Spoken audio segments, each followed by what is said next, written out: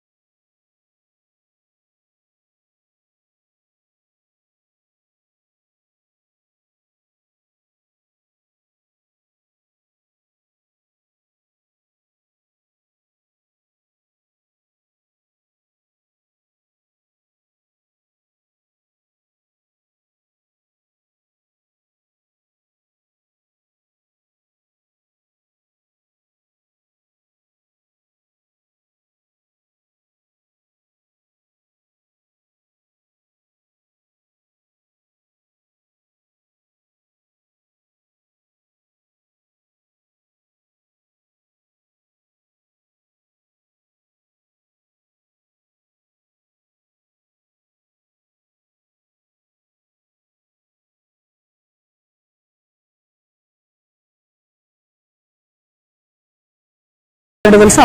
ఫిలిప్పీయులకు రాసిన పత్రిక 2వ అధ్యాయం 16వ వచనం.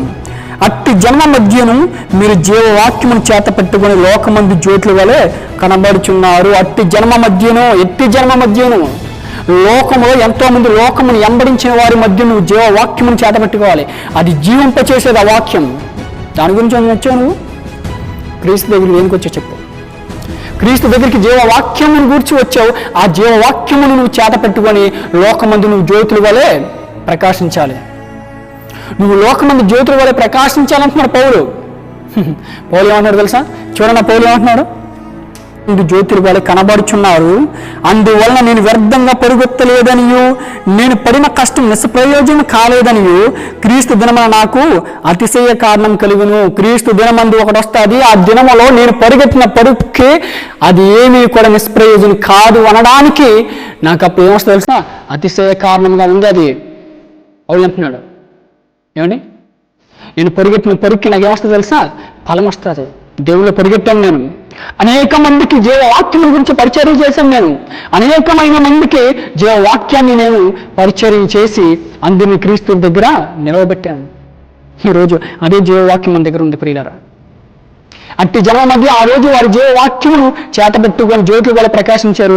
ఈ రోజు అనేక మంది జనములు నీ మధ్యనే ఉన్నారు. నీ జీవవాక్యమును పెట్టుకొని వారి మధ్యకు వెళ్తున్నావు లేదు ఒకసారి ఆలోచించాయి. నువ్వు ఎలా ప్రకాశించాలో తెలుసా? ఆకాశ మండలంలోని జ్యోతులు పోలి ప్రకాశించాలి. అవి నిత్యము ప్రకాశిస్తాయి. నువ్వు ఒక దేవుని యొక్క వాక్యంతో నిత్యము ప్రకాశించాలి. అలా ప్రకాశించిన వాడి బ్రతికే దేవునికి ఇష్టం. చీకటిలా ఉన్నవాడు బ్రతుకు దేవునికి ఇష్టం కాదు. క్రైస్తవుడు అంటే ఎవరు తెలుసా? ఒక కొవ్వొత్తి లాంటి వాడు. ఆయన వెలుగుతూ అనేకులు వెలిగించాలి. అది వెలుగుతున్నావా? నువ్వు ఆరిపోయావా?